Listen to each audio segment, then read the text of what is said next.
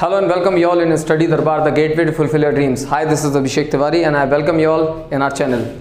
तो आज हम पढ़ रहे थे ज्योग्राफी। मैंने ज्योग्राफी की नई सीरीज स्टार्ट की थी लास्ट क्लास में और उसमें मैंने आपको एंटायर सिलेबस बताया था और कैसे हमें रिवीजन करना है और क्या क्या पढ़ना है। That I have already told you, मैंने आपको वो सारी चीज़ें बता चुका हूँ। अब हम स्टार्ट कर रहे हैं द बेसिक्स ऑफ क्लाइमेटोलॉजी, या क्लाइमेटोलॉजी का पहला टॉपिक मैं स्टार्ट कर रहा हूँ।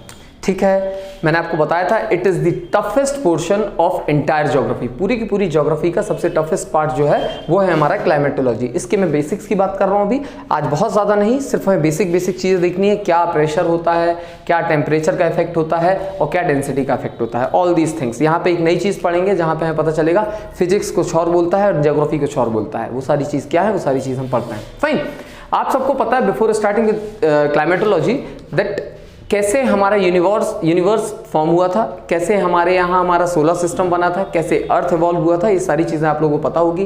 दैट एवरीथिंग जो हुआ था वो एक ब्लास्ट से हुआ था, जिसे कहा गया था बिग बैंग थ्योरी। ये बात हमेशा आप याद रखना, ये सिर्फ एक असम्पशन है, ये सिर्फ एक थ्योरी है। It is not proven till date. आज तक कोई भी चीज़ प्रूवन नहीं है, because at that time no one was there कि क्या हुआ था। हम ये सारी चीज़ें एज्यूम करते हैं कि ये चीज़ें हुई होंगी। क्यों की हैं? हमने बिग बैंग थ्योरी को बताया है एक गैसियस बलून के जैसे फॉर एग्जांपल एक बलून लो, बलून में जो पॉइंट्स होते हैं हमने लेट से हमने कुछ डॉट्स बना दिए और हम बलून को कंटिन्यूसली फुलाते जाएं। अब बलून बड़ा होते जाएगा तो डॉट्स जो है वो दूर जाते जाएंगे, एक्सपेंड होते जाएगा एंड एक समय आएगा वो फिर से जैसे हम उसकी हवा निकालेंगे वो कोलैप्स होकर फिर से वहीं पे आ जाएगा। करेक्ट? तो वही चीज़ हमारे जो रिसर्चर्स थे उन्होंने भी सेम चीज़ डिस्कवर की और उन्होंने बताई कि क्या रिसर्च की। उनकी थ्योरी ये थी कि होल पूरा का पूरा ब्रह्मांड जो है वो एक डॉट पे था, इन अ सिंगल डॉट, और ये उसमें इतनी एनर्जी जनरेट हुई कि एक दिन वो ब्लास्ट हुआ। जैसे ही वो ब्लास्ट हुआ तो हमने देखा छोटे छोटे पार्ट्स में कई सोलर गैलेक्सीज, कई सारी गैलेक्सीज बनी, कई सारे सोलर सिस्टम्स बने। उनमें से एक सोलर सिस्टम और गैलेक्सी हमारी है, मिल्की वे गैलेक्सी। फाइन, और ये प्रूवन क्यों है, अभी तक हम प्रूवन क्यों मानते हैं? क्योंकि distance between the galaxies, distance between the planets हमेशा बढ़ रहा है, और जो डिस्टेंस बढ़ रहा है उन्होंने कहा है कि एक समय तक वो बढ़ेगा, बढ़ने के बाद मतलब एक्सपेंड होगा, इलास्टिक होगा। जब उसकी इलास्टिसिटी खत्म होगी वो फिर से कांटेक्ट होना स्टार्ट होगा और वापस से बाद में वो फिर से एक पॉइंट पे आ जाएगा। This was what given in the big bang theory. ये हम और डिटेल में पढ़ेंगे जब हम जियोमॉर्फोलॉजी पढ़ेंगे। अभी मैं पढ़ा रहा हूं क्लाइमेटोलॉजी। तो अभी आप समझे बिग बैंग थ्योरी से सारे के सारे यूनिवर्स, सारे के सारा प्लैनेट्स, ये सारे चीज बनी है। अब हम देखते हैं था क्या। तो after the big bang theory what was actually happened. तो सबसे पहले हमने बताया big bang theory. Big bang theory आप सबको पता होगी, मैंने थोड़ा सा इंट्रो दे दिया है और मैं आपको बता दूंगा, इससे आपको समझ में तो आ गया होगा क्या है। अब हम देखते हैं बिग बैंग थ्योरी के बाद क्या हुआ। तो बिग बैंग थ्योरी के बाद एक बड़ा सा गैस का बलून था जिसको हम बोल देते हैं गैसियस नेबुला। इसमें अलग अलग साइज के गैस के पार्टिकल्स प्रेजेंट थे, अलग अलग साइज के। अब ये क्या हुए, जब गैस के पार्टिकल अलग अलग थे, ये गैस के पार्टिकल एक दूसरे को टकराने स्टार्ट होंगे। टकराने के बाद इनसे हीट इवॉल्व हुई और ये बाद में जब ये कंप्रेस होते गए तो it is converted into hot और मोल्टन मैग्मा। अब जब ये मोल्टन मैग्मा कन्वर्ट हुआ तो इसमें क्या स्टार्ट हुआ, रोटेशन स्टार्ट हुआ। जब इसमें ये रोटेशन स्टार्ट हुआ, अंदर घूमना स्टार्ट हुआ, तो हमने देखा जो लाइटर पार्टिकल्स थे वो क्या हुए, पेरिफेरी की तरफ जाने लगे, और जो हैवियर पार्टिकल्स थे वो अंदर की तरफ आने लगे। तो हमने क्या देखा, बीच में निकल एंड फेरस, दैट इज निकल एंड आयरन, इस टाइप के सब्सटेंसेस बीच में आने लगे। इसके बाद हमने देखा इनके पेरीफेरी में कौन कौन से सब्सटेंसेस आ गए, जैसे सिलिकॉन, एल्यूमिनियम, जर्मेनियम, इस टाइप की चीजें आने लगी। आपने पढ़ा है सियाल एंड ये सारी चीजें आने लगी। जब ये सारी चीजें आए तो इन गैसेस से या इन लाइटर सब्सटेंसेस बाहर की तरफ आते हैं। आप कभी भी कोई भी चीज़ घुमाते हो, मथनी में जब घुमाते हैं, जब बनाते हैं क्या, मठा बनाते हैं, मही बनाते हैं, ये सारी चीज़ बनाओ, तो आप जब उसको घुमाते हो तो बीच में कड़ा कड़ा पोर्शन आता है और बाहर की तरफ देखते हो पतला पतला मठा आ जाता है। You can say it is, ठीक है। तो वही सारी चीज़ें आप बोल रहे हैं, ये लाइटर, ये हैवी मटेरियल है, बाहर की तरफ आ गया लाइटर मटेरियल।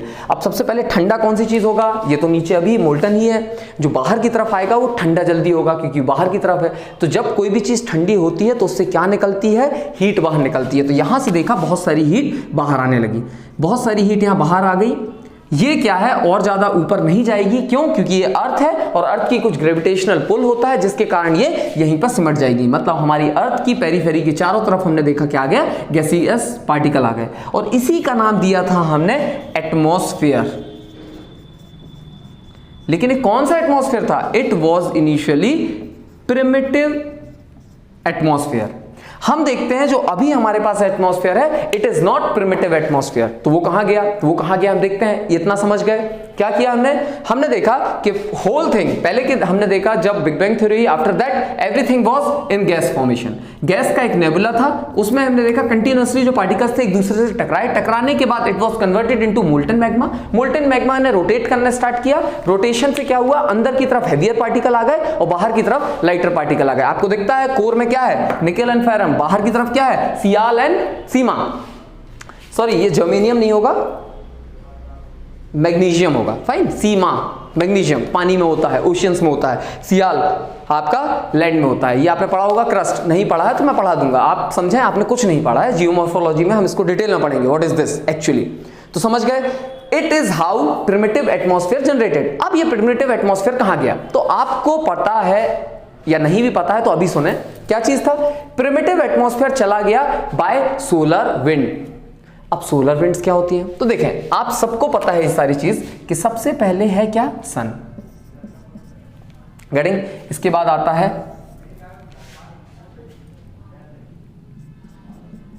मर्क्यूरी, फिर आता है वीनस, फिर आता है अर्थ और फिर आता है मार्स। लेट्स से पतला बन गया, ये ऐसा नहीं होता, गोल ही होता है, फाइन।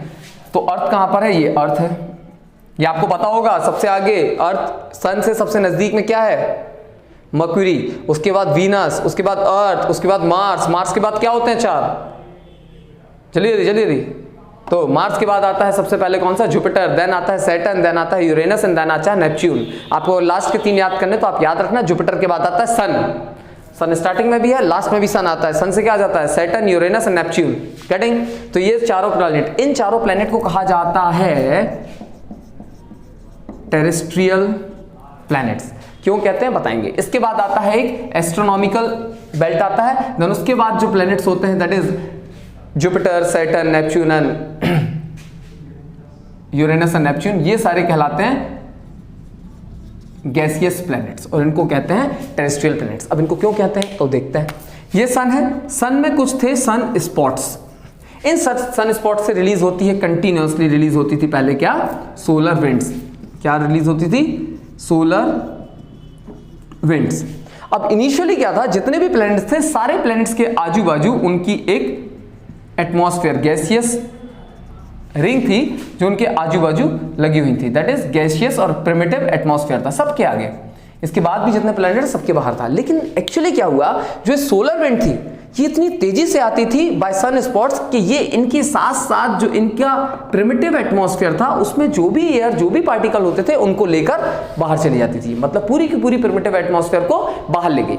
और यहां पर जो कि ये सन के बहुत नजदीक है तो यहां पर जो स्पीड होती थी सोलर विंड की वो बहुत ज्यादा होती थी। दैट्स वाई बाद में जब हमने देखा कि एवरीथिंग, मतलब पूरी की पूरी जो एयर थी, पूरी की पूरी जो गैसियस सब्सटेंसेस थे अराउंड दीज प्लैनेट्स, वो क्या हो गई, डिस्ट्रॉयड हो गई, खत्म हो गई। तो यहां पर सिर्फ क्या बचा, गैसेस पूरी निकल गई। We only have rocks out there. यहां पे सिर्फ हमें क्या मिले, रॉक्स मिले। That's why they are told, they are named as terrestrial planets. Why? Only rocky substances were there.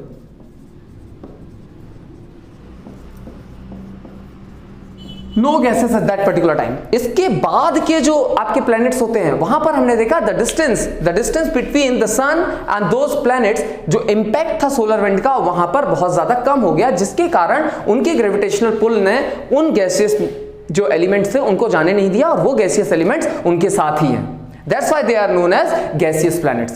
Getting बेटा, क्या होता है टेरेस्ट्रियल प्लैनेट्स और क्या होता है गैसियस प्लैनेट्स, ये सारी चीजें समझ गए। अब इसके बाद क्या हुआ, इसके बाद जब impact of the solar wind decrease हुआ, धीरे धीरे जब हमने देखा सन स्पॉट्स ने रिड्यूस कर दिया द सोलर विंड अब कम निकलने लगी बाय सन से कम होने लगी निकलनी। तो हमने क्या किया, हमने पहले देख लिया कि नीचे अभी भी क्रस्ट के अंदर जो होता है, ऊपर का क्रस्ट जो होता है that is what, heavier crust, और इट इज सॉलिड क्रस्ट। लेकिन सॉलिड क्रस्ट के नीचे जब मैग्मा स्टार्ट होता है, मैग्मा के ऊपर नीचे आप देखा होगा तो मोल्टन मैग्मा मिलता है। कहां पर? मेंटल वाली पोजीशन में।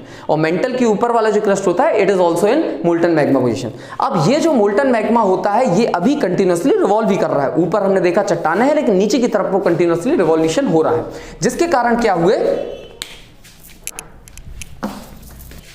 Yes then what happened there, हमने देखा यहां पर मोल्टन मैग्मा ही है, ये कंटिन्यूअसली क्या होने लगा, रिवॉल्व अभी भी कर ही रहा है। रेवोल्यूशन के थ्रू हमने देखा यहां पर बाहरी क्रस्ट है, यहां पर क्या जनरेट हुए, क्रैक्स जनरेट हुए। बाय दीज क्रैक्स मैंने देखा कि अगर जो गैसेस थी जो अंदर की तरफ थी ये कोशिश कर रही है, ट्रैप्ड इनसाइड द अर्थ के अंदर जो गैसेस हैं जो मोल्टन फॉर्म में है और अंदर की तरफ क्या हो रही है, धीरे धीरे अब ठंडा होना स्टार्ट हो रही है। जब भी कोई चीज, आपने देखा होगा पकौड़े रखे होते हैं गरम गरम, पकौड़े ठंडे होते हैं तो उनसे क्या निकलती है, हीट निकलती है, हीट बाहर की तरफ। चाय रखी होती है गरम गरम, चाय के ऊपर से क्या निकलता है, चाय के ऊपर कोई अगर सब्सटेंस है उससे हमेशा ऊपर गैसेस निकलती हैं। वैसे ही यहां पर क्या समझ लो, एक पकौड़ा है जो हमेशा ठंडे होने की कोशिश कर रहा है, तो यहां से गैस जो है, क्रैक्स जनरेट हुए, उन क्रैक्स से क्या निकली, हीट बाहर निकलनी स्टार्ट हुई। कई जगह आपने देखा होगा वॉल्केनिक इरप्शन से भी हीट बाहर निकलनी स्टार्ट हुई। तो हीट आती कहां से है, ये अनसाइड की हीट होती है। और यही जो हीट है, यही जो है over a period of time हमने देखा हमारा क्या बना दिया, इसने एटमॉस्फेयर बना दिया जो आज हम देख रहे हैं। This is not the primitive atmosphere, ये वो एटमॉस्फेयर है जो over a period of time अभी भी इवॉल्व कर रहा है। At present also this atmosphere is continuously evolving.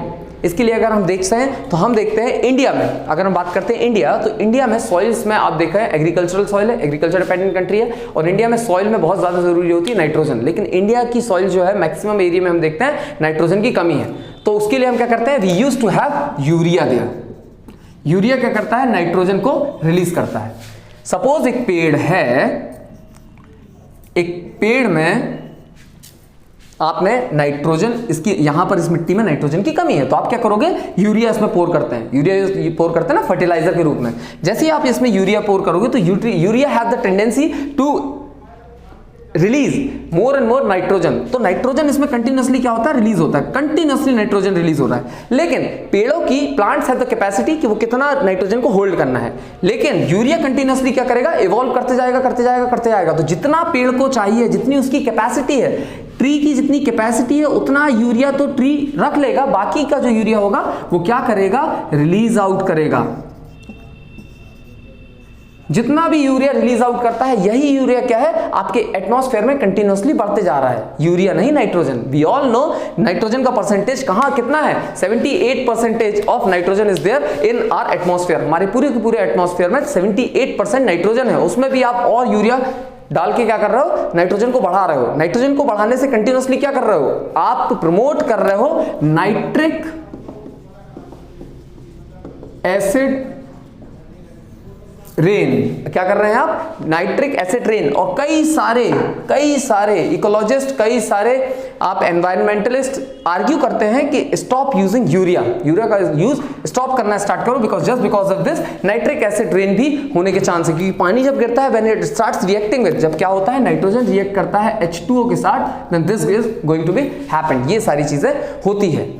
Getting what I am saying, ये सारी चीजें ना हो, इसके लिए क्या किया था, गवर्नमेंट ने यूज किया था नीम कोटेड यूरिया, ये चीज हुई थी। अब ये क्या होती है neem coated urea, it is very efficient. इसमें क्या होता है, यूरिया में नीम का कोट किया जाता है। जस्ट बिकॉज ऑफ दिस आप देख सकते हैं जो भी यूरिया अब मिलता है, जो आता है, गवर्नमेंट सब्सिडाइज करती है। Now government used to subsidise this thing. एक और चीज मैं बता देता हूं इसके बताने के पहले, जो हमारे यहाँ यूरिया पहले यूज होता था, कुछ इंडस्ट्रीज जो होती थी, दे आर यूज, उनको टेंडर दिया जाता था that you have to generate urea, आपको यूरिया बनाना है। यूरिया से वो क्या बनाते थे, पेस्टिसाइड्स बनाते थे, जो कि फार्मर्स को दिया जाता था। ठीक है, लेकिन ये जो यूरिया होता था, ये बहुत सारा फार्मर्स को तो दिया जाता था, लेकिन कई सारी दूसरी इंडस्ट्रीज भी इसका यूज करती थी। एंड वी ऑल नो, जो गवर्नमेंट होती है, गवर्नमेंट सब्सिडी प्रोवाइड करती थी इस यूरिया को देते समय। मतलब फार्मर्स को ईजी रेट पे, चीप रेट पे मिल जाए, इसलिए वो क्या करते थे, उनको सब्सिडी देते थे। लेकिन हमारे यहाँ स्टार्ट हो गया क्या, और इंडस्ट्रीज अगर इसको लेना चाहती हैं तो इंडस्ट्रीज को बहुत ज्यादा दाम देना होता था इस यूरिया को खरीदने में। तो वी ऑल नो इंडिया या किसी भी देश में जाओ, करप्शन बहुत इजीली जनरेट हो जाता है, तो हमारे यहाँ जनरेट हुआ ब्लैक मार्केट। मतलब ब्लैक मार्केटिंग के थ्रू जो यूरिया जाना था फार्मर्स के पास, वो फार्मर्स के पास ना जाके इंडस्ट्रीज के पास आ रहा है। सब्सिडीज किसको मिल रही है? इंडस्ट्रीज को मिल रही है। यूरिया कौन नहीं ले पा रहा है? फार्मर्स नहीं ले पा रहे हैं। इस ब्लैक मार्केटिंग के कारण इंडिया का, भारत सरकार का बहुत ज्यादा पैसा भी वेस्ट होता था, and at the time of agriculture season के समय शॉर्टेज ऑफ यूरिया भी होता था। Just to safeguard that particular thing, हमारी गवर्नमेंट ने यूज किया नीम कोटेड यूरिया को, और अब सब्सिडी किसको मिलने लगी? नीम कोटेड यूरिया को, ना कि नॉर्मल यूरिया को। अब नीम कोटेड यूरिया का फायदा ये है, ये यूज सिर्फ और सिर्फ किसके द्वारा किया जाता है? By the farmers and not by the industries. जो दूसरी इंडस्ट्रीज थी वो नीम कोटेड यूरिया का कुछ नहीं कर पाती। दैट्स वाई हमारे देश का सब्सिडी वाला पैसा बहुत ज्यादा बचने लगा। Apart from that, Neem coated urea में फायदा यह है, मैंने आपको बताया था, इसमें excess amount of nitrogen continuously evolve होता है, जिसके कारण एटमॉस्फेयर में हमारा नाइट्रोजन का कंटेंट कंटिन्यूअसली बढ़ रहा था। लेकिन नीम कोटेड यूरिया जो है बहुत कम क्वांटिटी में नाइट्रोजन को इवॉल्व करती है, और वो कोशिश करती है पेड़ की जितनी कैपेसिटी है वो उसकी कैपेसिटी को बढ़ाए, या जितना उसको चाहिए उतना ले। थोड़ा सा ही यूरिया हम डालेंगे और पेड़ों में नाइट्रोजन की कमी फुलफिल हो जाती है। पेड़ों में मेरा मतलब है मिट्टी में, मिट्टी से पेड़ लेगा। गेटिंग? दैट्स द रीजन अब हमें यूरिया की कमी, कम यूरिया से ज्यादा काम भी होने लगा, सब्सिडी का पैसा बच गया, और हमारा एनवायरमेंट भी सेफ होने लगा। Getting? So before telling urea के बारे में जो मैंने बताया, उसके पहले एक चीज और बतानी थी, how oxygen and life came to into existence में लाइफ कैसे आई। मैंने अभी बताया over a period of time जो एनवायरमेंट है, जो एटमॉस्फेयर है, वो कंटिन्यूअसली इवॉल्व हो रहा है। उसके साथ साथ कई सारे और बैक्टीरिया, कई सारे और ऑर्गेनिजम्स थे जिसके कारण कंटिन्यूअसली एटमॉस्फेयर जनरेट हो रहा है। उसमें एक बहुत इंपॉर्टेंट कार्यक्रम क्या था? Anaerobic bacteria. सबसे पहले हमारे यहाँ एनरोबिक बैक्टीरिया थे। एनरोबिक बैक्टीरिया वो होते हैं जो in absence of oxygen respiration करते हैं। फाइन, तो वो सारे जितने भी बैक्टीरिया थे उन्हें इन जब भी रिएक्ट करते थे with some molecules present in our atmosphere, जैसे पानी हुआ, H2 हुआ, CO2 हुआ, उससे उन्होंने कंटिन्यूअसली इवॉल्व करना स्टार्ट किया ऑक्सीजन, O2 इवॉल्व जैसे ही हुआ तो हमारे यहाँ एरोबिक बैक्टीरियाज भी आ गए। जैसे ही एरोबिक बैक्टीरियाज आए हमारे यहाँ लाइफ एग्जिस्टेंस में आई। लाइफ क्योंकि कब आई है? जब हमारे यहाँ ऑक्सीजन आया है। This is how oxygen and life came to in existence in our earth or our surroundings. अब हम देखते हैं impact of earth's holding. Earth holding का मतलब है ग्रेविटी के कारण क्या क्या चीजें हमारे यहाँ और उसका इफेक्ट क्या होता है टू आवर क्लाइमेट। तो हमने देखा एक हमारी अर्थ है, अर्थ सरफेस के ऊपर जब हम जाते जाएंगे तो वी ऑल नो अर्थ के पास में सबसे ज्यादा क्या होते हैं? मॉलिक्यूल्स होते हैं, गैसियस पार्टिकल्स होते हैं। ये डेंसली पॉपुलेटेड, बहुत ज्यादा डेंसली होते हैं। मतलब यहां पे अगर आप देखोगे तो डेंसिटी जो है वो बहुत से बहुत ज्यादा है। मतलब यहां पर क्या है? High density. अब वी ऑल नो डेंसिटी बहुत ज्यादा है। एक पर्टिकुलर जगह पे कैपेसिटी है यहां की, एक पर्टिकुलर रूम है, इधर की कैपेसिटी है 50 पीपल कैन सिट हियर, या 50 लोग यहां पर आके बैठ सकते हैं। लेकिन मैंने यहां पे ठूस दिए 200 लोगों को, 200 पीपल्स आर देयर। अब यहां पे डेंसिटी जैसी बढ़ेगी, डेंसिटी बढ़ने से क्या होगी? हीट इवॉल्व होगी। हीट क्या होगी? कंटिन्यूअसली बढ़ेगी। हीट बढ़ेगी तो साथ में क्या बढ़ेगा? यहां पे प्रेशर भी जनरेट होगा। मतलब क्या होगा? High temperature equals to high pressure. हम बचपन से पढ़ते आ रहे हैं PV is equals to nRT। हमको पता है दिस इज ऑलवेज कांस्टेंट, ये कांस्टेंट ले लिया, और ये भी वॉल्यूम भी कांस्टेंट है। Volume is fix. भाई इस रूम का वॉल्यूम तो हमेशा फिक्स रहेगा ना, तो ये फिक्स है। तो लेट्स से यहां से आ जाता है P is directly proportional to T। यहां PT क्या है? PT का मतलब होता है प्रेशर एंड टेम्परेचर। मतलब प्रेशर बढ़ने से टेम्परेचर भी बढ़ेगा। While increasing pressure temperature also increases. ये बात अभी तक हमने पढ़ा है। इसका मतलब क्या है? यहां से जैसे ही हम ऊपर जाएंगे यहां पर जनरेट क्या होगा? Low pressure. लो प्रेशर है तो क्या होगा? Low temperature. मतलब ऊपर की तरफ जाते हैं तो क्या हो रहा है? यहाँ हाई प्रेशर, हाई टेम्परेचर, और ऊपर आए पार्टिकल्स जो है थोड़ा दूर दूर हुए। जैसे ही पार्टिकल दूर दूर हुए हमने देखा लो प्रेशर जनरेट हुआ। लो प्रेशर के कारण यहाँ पे लो टेम्परेचर जनरेट हुआ। और ऊपर चले जाओ तो यहाँ पे पॉपुलेशन क्या है? Population of the particles much larger. तो यहाँ पे वेरी लो टेम्परेचर तो वेरी लो प्रेशर। समझ में आ रहा है? अब यहाँ पर अर्थ सराउंडिंग में यहाँ पर हम खड़े होते हैं, ठीक है, यहां पर एक रामप्रसाद खड़ा हुआ है। अब इसके ऊपर देखो इतना ज्यादा जो एटमॉस्फेरिक प्रेशर है, ये एटमॉस्फेरिक हमारे ऊपर कंटिन्यूअसली वर्टिकली, यही कहलाता है एटमॉस्फेरिक प्रेशर, जो वर्टिकली आपके सर पर पड़ता है। फाइन, तो ये एटमॉस्फेरिक प्रेशर आपको पड़ेगा। आपको जिंदा रहने के लिए जरूरत है कि आपकी बॉडी से भी उतना ही प्रेशर बाहर की तरफ निकले। जितना नीचे से ऊपर लग रहा है उतना ही नीचे से, जितना ऊपर से नीचे लग रहा है प्रेशर, उतना ही हमने बॉडी से ऊपर की तरफ धक्का दिया, जिसके कारण हम रेजिस्ट कर पाते हैं एटमॉस्फेरिक प्रेशर के अगेंस्ट में। हमने at the action there is equal and opposite reaction, Newton साहब ने कहा था, वो चीज यहां पर देख लो। ऊपर से जितना प्रेशर लगा उतना ही प्रेशर हमने नीचे से लगाया। मतलब हमारी बॉडी में हमेशा कैसा प्रेशर होता है, हमेशा याद रखना हाई प्रेशर। बॉडी प्रेशर हमेशा कैसा होगा, हाई प्रेशर होगा।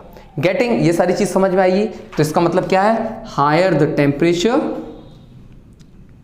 Higher will be the pressure, lower the temperature lower will be the pressure. ये आप समझ गए। यहां पे एक चीज है, अब जैसे जैसे मैं ऊपर जाऊंगा तो आप क्या फील करोगे, आपका एटमॉस्फेरिक प्रेशर कम होगा। एटमॉस्फेरिक प्रेशर कम होगा तो टेम्परेचर क्या होगा, कम होगा। जैसे ही टेम्परेचर कम होगा, इसको बोलते हैं while moving upward after every kilometer there is a decrease in temperature of 6.5 degree Celsius. मतलब क्या बोल रहा हूं, 6.5 डिग्री सेल्सियस हमेशा डिक्रीज होगा per kilometre if we are moving upward. जब भी हम ऊपर की तरफ जाते हैं 6.5 डिग्री सेल्सियस कम होता है हर किलोमीटर में। इसी को कहा जाता है नॉर्मल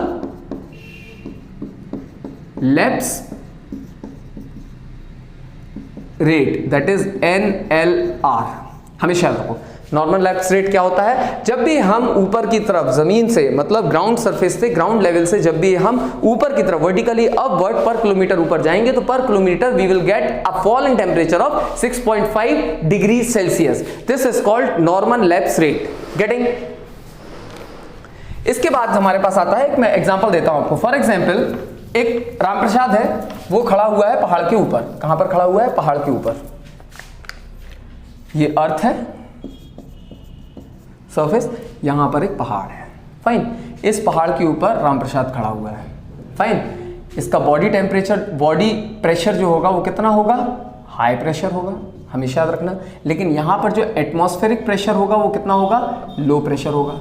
क्या बोला मैंने अभी आपको, ऊपर की तरफ जाओगे प्रेशर क्या होगा, डिक्रीज होगा, हमेशा याद रखना। तो एटमॉस्फेयर का प्रेशर यहां ऊपर क्या होगा बेटा, हमेशा याद रखो लो प्रेशर। लेकिन कोई रामप्रसाद खड़ा है, तो रामप्रसाद इंसान का नाम है बेटा, रामप्रसाद क्या है, बॉडी प्रेशर उसका क्या होगा, हाई प्रेशर। एक और यहां पर क्या खड़ा है, गजोदर खड़ा हुआ है। इस पे हमने देखा तो इस पे क्या है, high pressure of the atmosphere, मतलब एटमॉस्फेरिक प्रेशर कहता है हाई है, और साथ में बॉडी प्रेशर भी कितना होगा, ये भी हाई होगा। मतलब हाई प्रेशर, बॉडी का प्रेशर भी हाई होगा, एटमॉस्फेरिक प्रेशर भी हाई होगा। तो आप देखोगे आप अच्छे से रह रहे हो। लेकिन पहाड़ पे जो इंसान खड़ा है उसका बॉडी प्रेशर हाई है, लेकिन एटमॉस्फेरिक प्रेशर लो है। तो आप देखते हो कई बार लोग क्या करते हैं, जब ऊपर की तरफ ट्रैकिंग के लिए, या कभी हिमालय साइड जाओगे, आप मानसरोवर की यात्रा पे जा रहे हो, बद्रीनाथ की यात्रा पे जा रहे हो, तो समटाइम्स दे विल फील कि उनकी नाक से खून बहता है या कान से खून निकल आता है। तो उस किसके कारण, वो इसी के कारण, क्योंकि हमारी बॉडी का टेम्परेचर, बॉडी का प्रेशर बहुत ज़्यादा होता है, लेकिन एटमॉस्फेरिक प्रेशर जो होता है वो बहुत कम होता है, जिसके कारण हमारी नाक से, कान से खून निकलने लगता है, ब्लीडिंग होने लगती है। Getting? Now will see in physics what you have studied. Physics में हमने पढ़ी है P is directly proportional to T। अभी मैंने आपको 2 मिनट पहले बताया भी था कि pressure is directly proportional T। अब हम देख लेते हैं कहाँ तक सत्य है according to geography. Now will see, यहां पर मैंने देखा है अर्थ है। अर्थ का शेप मैं ऐसे ही बनाता हूं। What is the shape of earth? Earth का शेप कैसा होता है? कई लोग बोलते हैं अंडे आकार है, कई लोग बोलते हैं रोटी के शेप का है, कई लोग बोलते हैं सर्कुलर है, कई लोग बोलेंगे एप्पल का शेप है। तो real shape of earth is GOD. हमेशा याद रखना, अर्थ का जो रियल शेप होता है, जो हमारी एनसीईआरटी बुक में लिखा है, that is GOD shape. Fine, spelling देख लेना, सही होगी गलत होगी वो आप देख लेना, मैंने नाम बता दिया, जीओडी। फाइन, ये अर्थ है। अर्थ के ऊपर हमने देखा यहां पर पार्टिकल्स जो है बहुत बहुत बहुत बहुत बहुत बहुत बहुत ज्यादा है, डेंसली पार्टिकल। अब यहां पर क्या है, नंबर ऑफ पार्टिकल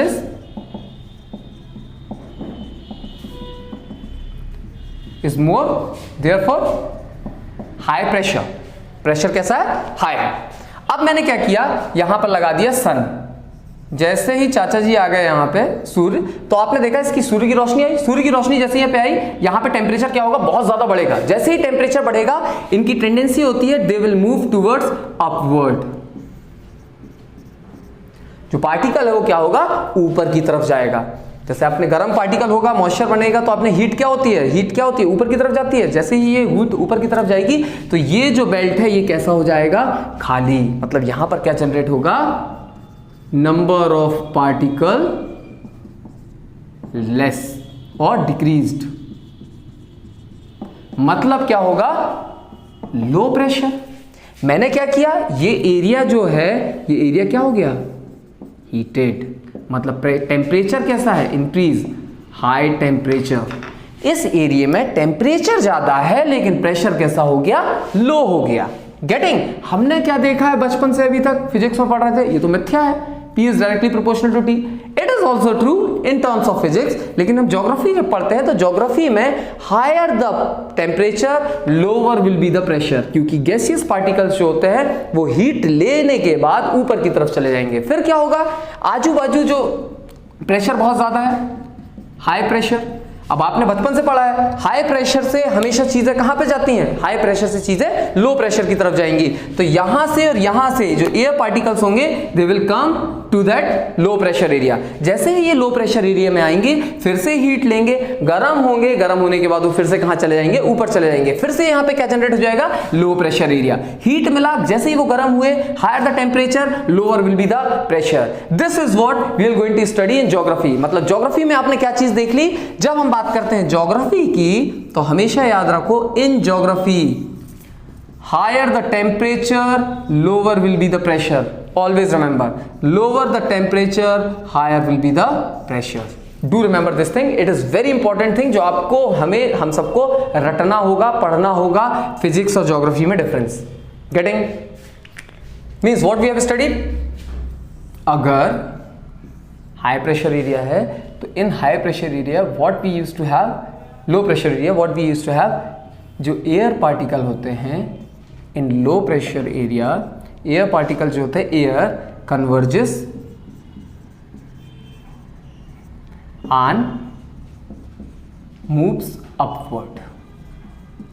कन्वर्ज होंगे और मूव कहां होंगे, अपवर्ड होंगे। This is what we get in low pressure area, हमेशा याद रखना। अब लो प्रेशर एरिया कहाँ आता है, लेट्स से एन एग्जांपल, हम चले जाते हैं इक्वेटोरियल रीजन या लो प्रेशर एरिया में। जैसे ही आप आओगे in the low pressure area, this is low pressure area. Low pressure area में कंटिन्यूसली क्या होगा, for example here is moisture, fine, ये क्या है, मॉइस्चर है। तो मॉइस्चर क्या होगा, जैसे ही इनको हीट मिलेगी ये ऊपर की तरफ जाएंगे। गेटिंग। यहां पे let's say this is 20 degree Celsius, जैसे ही ऊपर जाएंगे 1 किलोमीटर ऊपर जाएंगे, मैंने आपको क्या बताया, पर राइज, जब भी आप अपवर्ड पर किलोमीटर बढ़ते हो there is a fall of temperature of 6.5 degree Celsius. जैसे ही आप ऊपर गए तो ऊपर जैसे ही थोड़ी आओगे 1 किलोमीटर ऊपर, आपने देखा 13.5 डिग्री सेल्सियस आएगा। इसके और ऊपर जाओगे तो कितना आएगा, कितना आएगा, 7 डिग्री सेल्सियस आएगा। इसके और ऊपर जाओगे तो आपने देखा क्या, 0.5 डिग्री सेल्सियस आएगा। जैसे ही आप इधर पे आओगे 7 डिग्री सेल्सियस, आपने देखा this moisture is converted into water. और ऊपर जाओगे it is converted into ice.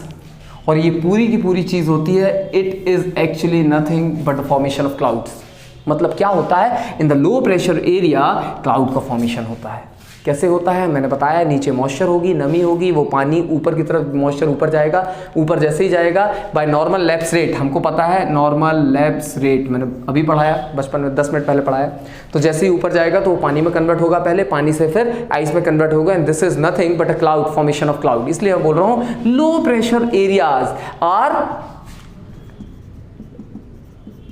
Rich rainfall areas, you can say it as. जितने भी लो प्रेशर एरिया होंगे वो रिच इन रेनफॉल एरियाज होंगे, मतलब वहां पे रेनफॉल प्रोन एरिया है, बहुत ज्यादा पानी गिरेगा। लेट्स से इन इक्वेटर, अगर आप इक्वेटर की बात करो तो equator is a low pressure area. आप जो बेल्ट पढ़ोगे, मैं आपको ये सारी चीज पढ़ाऊंगा तो उसमें पढ़ाऊंगा, इक्वेटर जो है लो प्रेशर एरिया है। जैसे ही लो प्रेशर एरिया में है तो यहाँ पे रोज बारिश होती है, और इस बारिश को कहते हैं 4 o'clock रेन। क्या बोलते हैं इसे, 4 o'clock रेन। 4 o'clock रेन इसलिए बोलते हैं क्योंकि यहाँ का टेम्परेचर एक बिल्कुल ही अलग तरीके का होता है। आप जब भी एटलस देखेंगे, वर्ल्ड मैप देखोगे, तो आपको पता चलेगा कि जो इक्वेटोरियल रीजन होते हैं वहाँ पे इंसान कम रहते हैं, पेड़ पौधे, जानवर, बायोडाइवर्सिटी बहुत ज़्यादा है।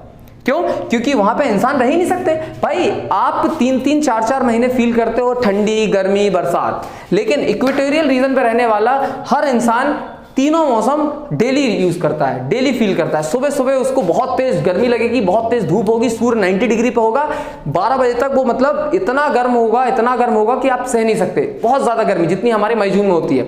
12 बजे के बाद वहां का मौसम हो जाता है ह्यूमिड, जैसा अभी है, हिंदी के कुंवार के महीने की बात करें, जैसा अभी है सड़ी गर्मी, वैसा मौसम हो जाता है। मतलब क्या हो रहा है, ह्यूमिडिटी बढ़ रही है। 4 बजे जब ह्यूमिडिटी 100 पे पहुंच जाएगी तो रोज वहां 4 बजे बारिश होगी, बारिश, धुआंधार बारिश, जैसा कि अभी 2 महीने पहले बारिश हो रही थी। आप बोल सकते हैं अगस्त में जैसे बारिश हो रही थी। उसके बाद आप रात होते होते इस रात में 8-9 बजेंगे और आपका एकदम फ्रीजिंग कोल्ड महसूस होगा, इतनी ज्यादा ठंड कि वहां पे आप बर्फ बन जाओ, जैसे हमारे दिसंबर के महीने में ठंड होती है।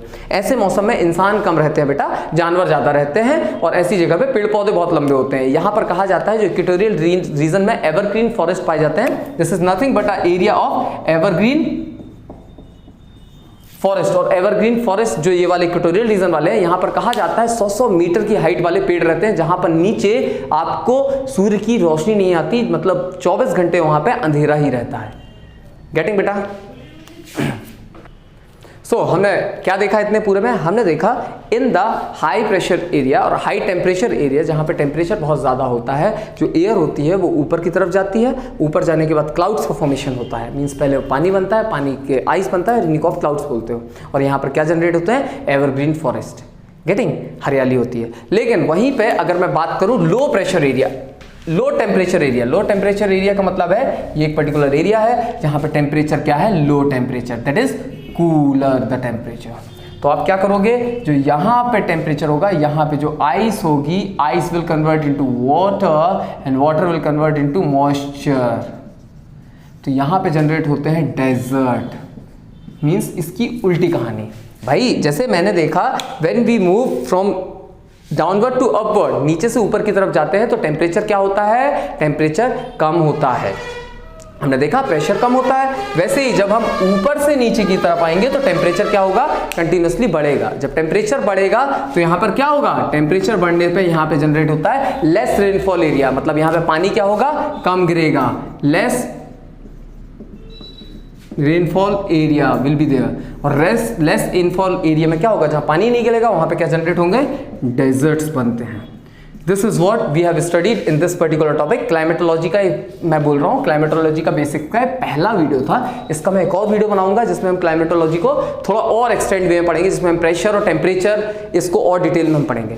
अपार्ट फ्रॉम दैट मैंने क्या पढ़ाया इसमें? मैंने एक आपका मिथ था वो दूर किया कि फिजिक्स में हम पढ़ते हैं higher the temperature higher the pressure, lower the temperature lower the pressure. It is in physics. लेकिन हमने जियोग्राफी में क्या पढ़ा है? ज्योग्राफी में हमने पढ़ दिया higher the temperature lower is the pressure and lower the temperature higher is the pressure. This is very important thing जो हम ज्योग्राफी में आने वाली कई क्लासों तक और पूरी की पूरी ज्योग्राफी में पढ़ेंगे। आई होप आपको बहुत सारे डाउट्स क्लियर होंगे। अगर आपको वीडियो अच्छा लगा है, do subscribe this channel and share is as much as you can. Thank you.